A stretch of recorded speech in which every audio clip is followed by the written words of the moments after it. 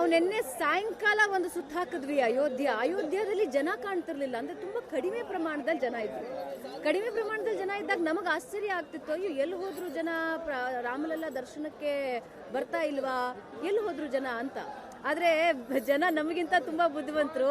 22ನೇ ತಾರೀಕು ಜಪ್ಪಯ್ಯ ಅಂದ್ರೂ ದರ್ಶನ ಸಿಗಲ್ಲ ಅನ್ನೋದು ಅವ್ರಿಗೆ ಗೊತ್ತಿದೆ. ಹಾಗಾಗಿ ಬಂದು ಇಲ್ಲಿಲ್ಲೇ ಉಳ್ಕೊಂಡ್ಬಿಟ್ಟಿದ್ರು. ಮಧ್ಯಾಹ್ನ ಪ್ರಾಣ ಪ್ರತಿಷ್ಠಾಪನೆವರೆಗೆ ಇಡೀ ಅಯೋಧ್ಯ ಜನ ಕಿಕ್ಕಿರಿದು ತುಂಬ ಹೋಗಿದ್ರು. ಅದಾದ ಮೇಲೆ ಜನ ತಣ್ಣಗಾದ್ರು. ನಾಳೆ ಬೆಳಗ್ಗೆಗೆ ರೆಡಿ ಆಗಬೇಕು ಎಲ್ಲ ಎನರ್ಜಿನ ಇಟ್ಕೊಂಡು ಅಂತ 2 ಗಂಟೆ ಮಧ್ಯರಾತ್ರಿಯಿಂದ ರೆಡಿ ಆಗೋದಕ್ಕೆ ಶುರು ಆದ್ರು. ನಮ್ಮ ಜೊತೆ ಮಾತಾಡ್ತಾ ಒಬ್ರು ಹೇಳಿದ್ರು, ಮೇಡಮ್ ಚಳಿ ನೀರಲ್ಲಿ ತಣ್ಣೀರಲ್ಲಿ ಸ್ನಾನ ಮಾಡ್ಕೊಂಡ್ಬಂದು 2 ಗಂಟೆ ಕಾಯ್ತಾ ಕೂತ್ಕೊಂಡೆ ನಾನಿಲ್ಲಿ, 5 ಗಂಟೆಗೆ ಬಂದೆ ಅಂತ ಕೆಲವ್ರು ಹೇಳಿದ್ರು. 7 ಗಂಟೆಗೆ ದರ್ಶನ ಓಪನ್ ಆಯಿತು. ಆಗ್ಲಿಂದ ಕಿಕ್ಕಿರಿದು ತುಂಬಿದ್ದಾರೆ ಇಲ್ಲಿನ ಜನ. ಆಮೇಲೆ ಒಬ್ಬ ಆಫೀಸರ್ ಮಾತಾಡ್ತಾ ಹೇಳಿದ್ರು, ಈಗ ಅಯೋಧ್ಯದಲ್ಲಿ ನೀವು ನೋಡ್ತಾ ಇರೋ ಜನ ಏನೂ ಅಲ್ಲ ಅಂತ. ನಾನು ಹೇಳ್ತಾ ಇರೋದು ನಿನ್ನೆ, ಇವತ್ತಿನ ಸನ್ನಿವೇಶ ಬೇರೆನೇ ಇದೆ. ಜನ ಕಿಕ್ಕಿರಿದು ತುಂಬಿದ್ದಾರೆ. ನಿನ್ನೆ ಹೇಳ್ತಾ ಇದ್ರು, ಎಲ್ಲರೂ ಬಂದು ಕಾಶಿ ವಾರಣಾಸಿಯಲ್ಲಿ ಕೂತಿದ್ದಾರೆ. ಅವ್ರಿಗೆ ಗೊತ್ತಿದೆ 22ನೇ ತಾರೀಕು ದರ್ಶನ ಆಗಲ್ಲ ಅಂತ. ಕಾಶಿ ವಿಶ್ವನಾಥನ ದರ್ಶನ ಮಾಡಿಕೊಂಡು ಸೀದಾ ಅಯೋಧ್ಯೆಗೆ 23ರ ಅರ್ಲಿ ಮಾರ್ನಿಂಗ್ ನೋಡ್ತೀರಾ ನೀವು ಜನರನ್ನ ಅಂತ ಹೇಳಿದ್ರು. ಅವ್ರು ಹೇಳದ ಹಾಗೆ ಜನ ಕಿಕ್ಕಿರಿದು ತುಂಬಿದ್ದಾರೆ.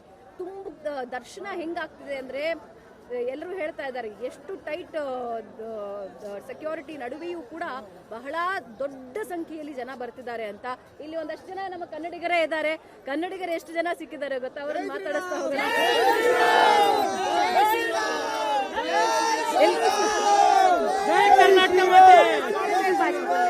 कहाँ से हो आप? भाषा बोलने। कहाँ से हो आप?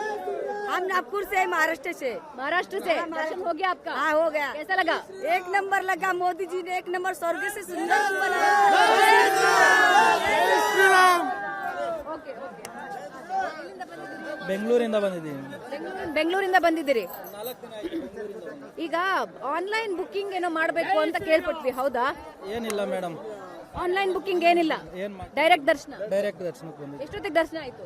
ಬೆಳಿಗ್ಗೆ 3 ಗಂಟೆಯಿಂದ ಕಾಯ್ತಾ ಇದ್ದೀವಿ. ಇವಾಗ ಒಂದು ಅರ್ಧ ಗಂಟೆ ಆಯ್ತು ಮೇಡಮ್ ದರ್ಶನ ಆಗಿ. ನಾವು ಬೆಂಗಳೂರಿಂದನೇ ಬಂದಿರೋದು. 4 ಜನ ಜೊತೆಲಿ ಬಂದಿದ್ದೀವಿ. ನಮ್ಮ ಮಾವ, ನಮ್ಮ ಅಣ್ಣ, ನಮ್ಮ ಫ್ರೆಂಡು. ನಾವು ಬಂದ್ಬಿಟ್ಟು ಇಲ್ಲಿಗೆ 4 ದಿನ ಆಯಿತು. ಇವತ್ತು ದರ್ಶನ ಆಗಿದೆ. ಇನ್ನೂ ಕೆಲವ್ರು ಹೇಳ್ತಾ ಇದ್ರು 30 ದಿನ ಆಗುತ್ತೆ, 30ನೇ ತಾರೀಕು ಮೇಲೆ, 15ನೇ ತಾರೀಕು ಮೇಲೆ ಅಂತಂದು. ರಾಮನ್ ಭಕ್ತಿಯಿಂದ ದೇವ್ರ ದರ್ಶನ ಆಯಿತು. ನಮ್ಗೆ ತುಂಬ ಖುಷಿಯಾಗಿದೆ. ದೇವರೆಲ್ಲ ರಾಮನ್ ದಯೆ. ನಾ ಬಾಗಲಕೋಟೆಯಿಂದ ಬಂದಿದ್ದೆ. ಬಾಗಲಕೋಟೆಯಿಂದ ಹೆಂಗ ಅನಿಸ್ತಿದೆ ಅಯೋಧ್ಯೆ? ನನಗೆ ಬಹಳ ಖುಷಿ ಆಗ್ತಿದೆ. Okay, thank you. ಇದು ನಮ್ಮ ಕರ್ನಾಟಕದ ಜನ ಹೇಳ್ತಿರೋದು. ನಾನು ಪ್ಯಾನ್ ಮಾಡೋದು ಕೇಳ್ತೀನಿ ಮಂಜುಗೆ. ಯಾವ ರೀತಿ ಜನ ಸಾಗರ ಇದೆ ಅನ್ನೋದನ್ನ ನೀವು ನೋಡಬಹುದು.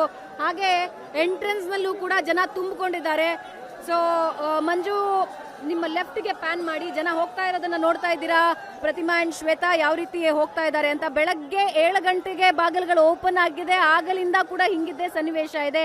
ಗೇಟ್ ಮುಂದೆ ಕೂಡ ಜನ ನಿಂತಿದ್ದಾರೆ. ಆಗಾಗ ಸ್ಟಾಪ್ ಮಾಡಿ ಮತ್ತೆ ಜನನ ಬಿಡ್ತಿದ್ದಾರೆ, ಯಾವುದೇ ಪ್ರಾಬ್ಲಮ್ ಆಗದೆ ಇರೋ ಹಾಗೆ. ಸರ್ ನಮಸ್ತೆ, कहां से हो सर आप? अरे हमारे साथी खो गए हैं, हम परेशान हैं खुद है। हमारे साथ में जो आए थे वो लोग को हम चित्रकूट से हैं। चित्रकूट के। हाँ, दर्शन हो पाया? नहीं दर्शन नहीं हो पाया। इतनी भीड़ है कि दर्शन नहीं हो पाया।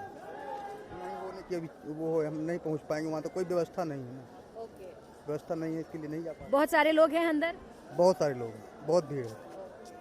ಸೊ ಬಹಳಷ್ಟು ಜನ ಈ ಕಿಕ್ಕಿರಿದು ತುಂಬಿರೋ ಜನರಿಂದಲೇ ನಮಗೆ ಒಬ್ಬ ಭಕ್ತಾದಿ ಹೇಳ್ತಾ ಇದ್ರು, ವ್ಯವಸ್ಥೆ ಇನ್ನೊಂಚೂರು ಆಗಬೇಕಾಗಿದೆ ಅಂತ. ಅಷ್ಟು ಪ್ರಮಾಣದಲ್ಲಿ ಇಲ್ಲಿ ಜನ ಬರ್ತಾ ಇದ್ದಾರೆ.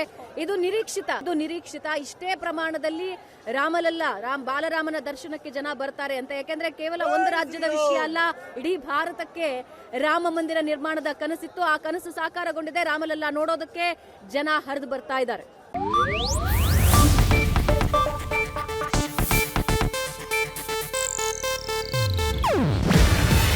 ಇದು ಏಷ್ಯಾನೆಟ್ ನ್ಯೂಸ್ ನೆಟ್ವರ್ಕ್ ಪ್ರಸ್ತುತಿ. ನೀವು ನೋಡ್ತಿದ್ದೀರಾ ಏಷ್ಯಾನೆಟ್ ಸುವರ್ಣ ನ್ಯೂಸ್.